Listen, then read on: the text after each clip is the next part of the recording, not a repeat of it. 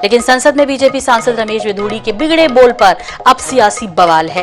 विधूड़ी ने संसद में बसपा सांसद दानिश के खिलाफ जमकर अपशब्दों का इस्तेमाल किया। दरअसल भाजपा ने विधूड़ी को कारण बताओ नोटिस भी जारी किया। विधूड़ी की इस हरकत पर सदन के उपनेता और रक्षा मंत्री राजनाथ सिंह ने खेद भी जताया। लोकसभा स्पीकर ने भी रमेश विधूड़ी को उनके बयान के लिए फटकार लगाई। स्पीकर ने सदन में भाषा की मर्यादा बनाए रखने को कहा है।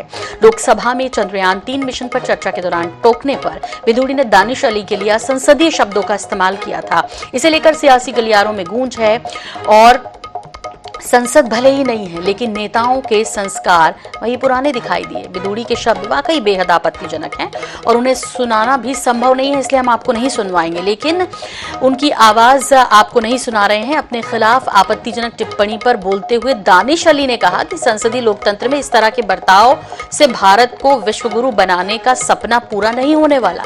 इस तरह की नफरत की खेती बंद कीजिए। इसके अलावा उन्होंने ये भी कहा कि अगर रमेश विधूड़ी के खिलाफ कार्रवाई नहीं होती है तो मैं सांसदी छोड़ दूंगा। इस बीच विधूड़ी के मुद्दे को लेकर अब विपक्षी दल एक साथ हैं। विपक्षी दलों ने भाजपा सरकार को घेरना शुरू कर दिया है। वहीं पूरे घटनाक्रम के बाद बीएसपी सांसद दानिश अली ने शुक्रवार को कांग्रेस नेता राहुल गांधी से मुलाकात भी की। वहीं एनसीपी सांसद सुप्रिया सुले ने कहा कि मैं ऐसे किसी भी अनियंत्रित व्यवहार की निंदा करती हूं और विशेषाधिकार प्राप्त प्रस्ताव पेश किया जाना चाहिए।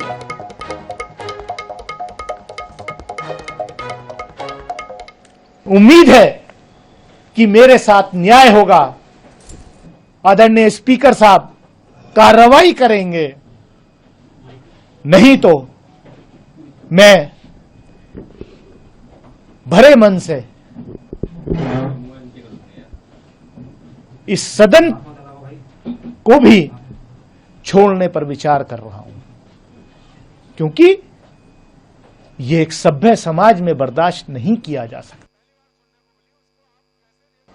तो विधूड़ी के बिगड़े बोल और प्रेम कुमार जी हमारे साथ जुड़ रहे हैं, वरिष्ठ पत्रकार प्रेम कुमार जी। आपसे समझना चाहेंगे कि नई संसद जरूर हो गई लेकिन व्यवहार वही उसी तरह के हैं। कम उम्मीद करनी चाहिए इन लोगों से कि ये सुधरेंगे या समझेंगे या कम से कम इतना तो ध्यान रखेंगे कि हम संसद में बैठे हैं जहां पूरा देश हमें देख रहा है, जो भविष्य हमको आइकॉन मानता है, और उसके बाद ये तो सब कुछ ठीक है, इसे बिगाड़ने वाली बात हुई।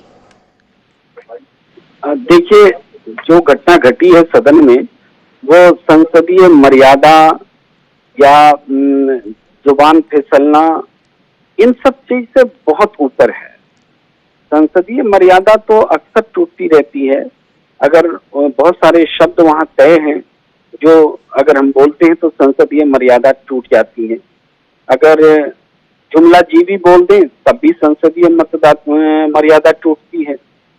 लेकिन क्या ये ऐसे शब्दों के समकक्ष शब्द थे?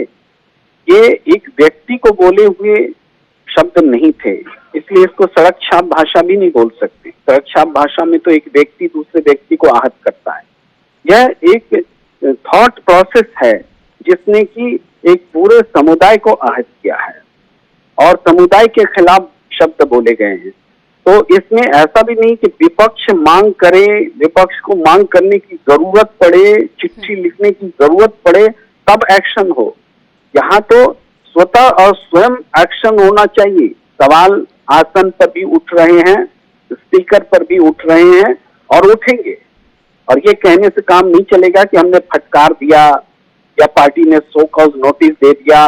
पार्टी ने शो कॉज नोटिस तो प्रज्ञा ठाकुर को भी दिए थे, लेकिन क्या हुआ? प्रज्ञा ठाकुर ने दोबारा क्या गांधी जी के खिलाफ बोलना बंद कर दिया? वो लगातार बोलती रही। इसी तरीके से ये रमेश विधूड़ी, ये थॉट प्रोसेस है। मुसलमानों को गाली देना, समुदाय के खिलाफ बोलना, एक रमेश विधूड़ी क्या दूसरे लोग भी बोलते रहे हैं, सदन से बाहर बोलते रहे। ये घटना सदन के भीतर हुई है, इसलिए हम इतनी चर्चा कर रहे हैं। वरना टीवी डिबेट्स में तो आप बैठ के देख लीजिए, एक मुसलमान पैनलिस्ट आया नहीं कि लोग टूट पड़ते हैं, पूरे समुदाय को गाली देने लगते हैं।